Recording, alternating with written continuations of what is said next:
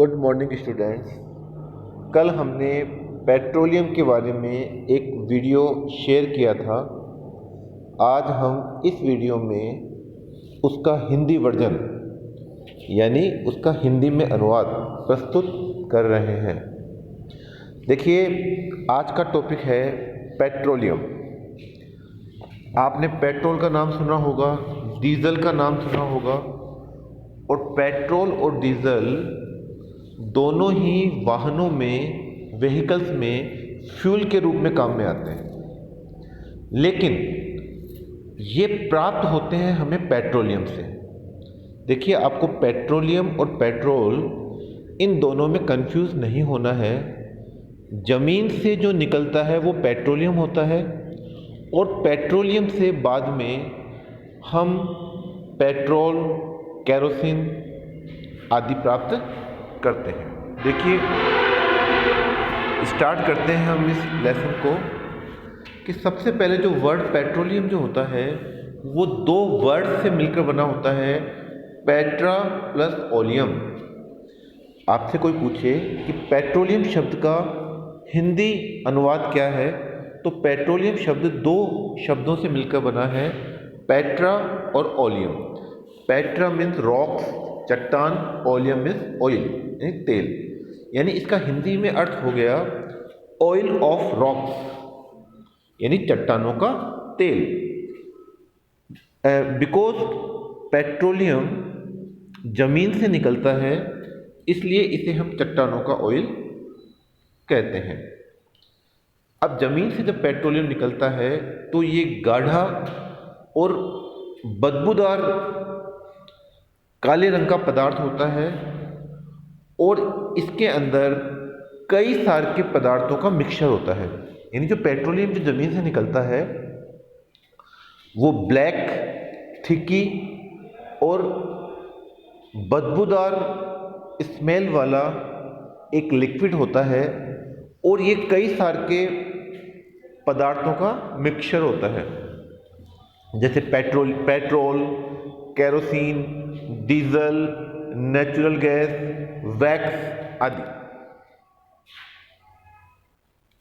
निकालने के बाद में इस पेट्रोलियम को रिफाइनरी में पहुंचाया जाता है।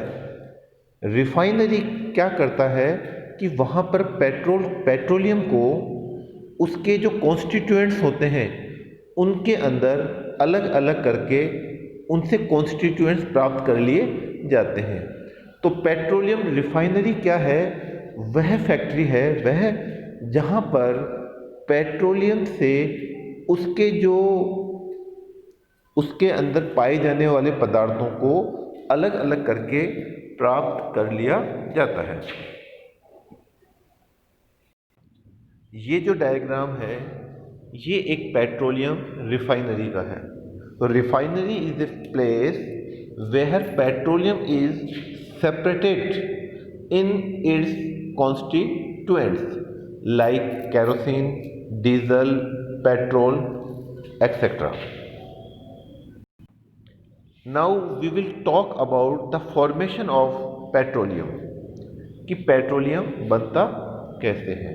देखिए, हमने कोल का फॉर्मेशन पढ़ा। तो कोल जो है वो ऑर्गेनिज्म जब ज़मीन में दब जाते हैं तो हाई टेम्परेचर और प्रेशर की वजह से वो कोल में चेंज हो जाते हैं।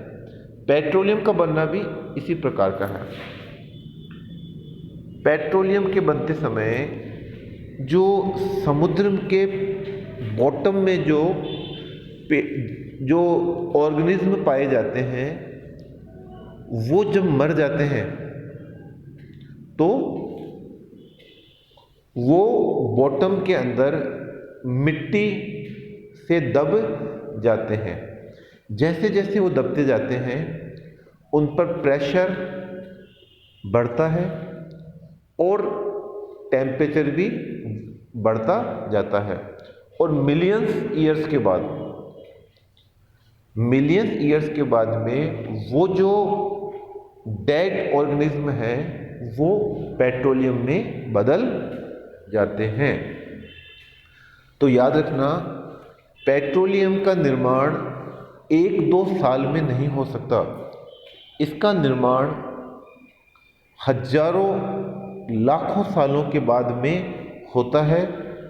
इसलिए पेट्रोलियम का यूज़ हमें सावधानी से करना चाहिए, क्योंकि ये इस प्रकार का रिसोर्स है कि एक बार ख़त्म होने के बाद में जल्दी से इसका निर्माण नहीं होता है।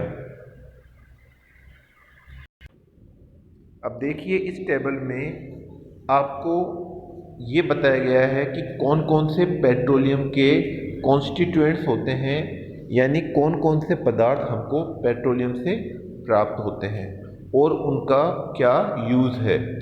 तो ये आपको याद करना है। जैसे एक पेट्रोलियम गैस होती है जिसको हम लिक्विफाइड कर लेते हैं। पेट्रोलियम से एक पेट्रोलियम गैस निकलती है जिसे हम लिक्विफाइड कर लेते हैं और उसे हम बोलते हैं एलपीजी, लिक्विफाइड पेट्रोलियम गैस। और इसका उपयोग हम घरों में और इंडस्ट्रियों में फ्यूल यानी ईंधन के रूप में करते हैं।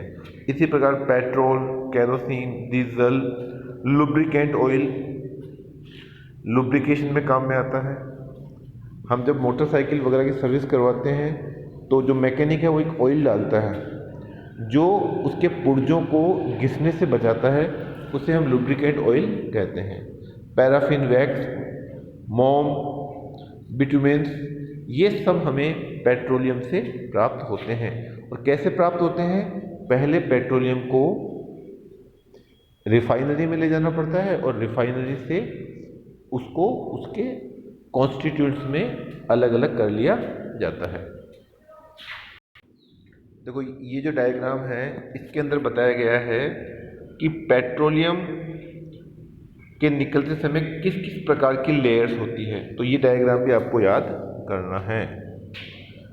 सबसे बड़ी बात है कि पेट्रोलियम के बनने में लाखों वर्ष लगते हैं और ये एक्स हाउस टेबल प्रकार का रिसोर्सेस है। एक्स हाउस टेबल मतलब ये ख़त्म हो सकता है, इसलिए हमें इसका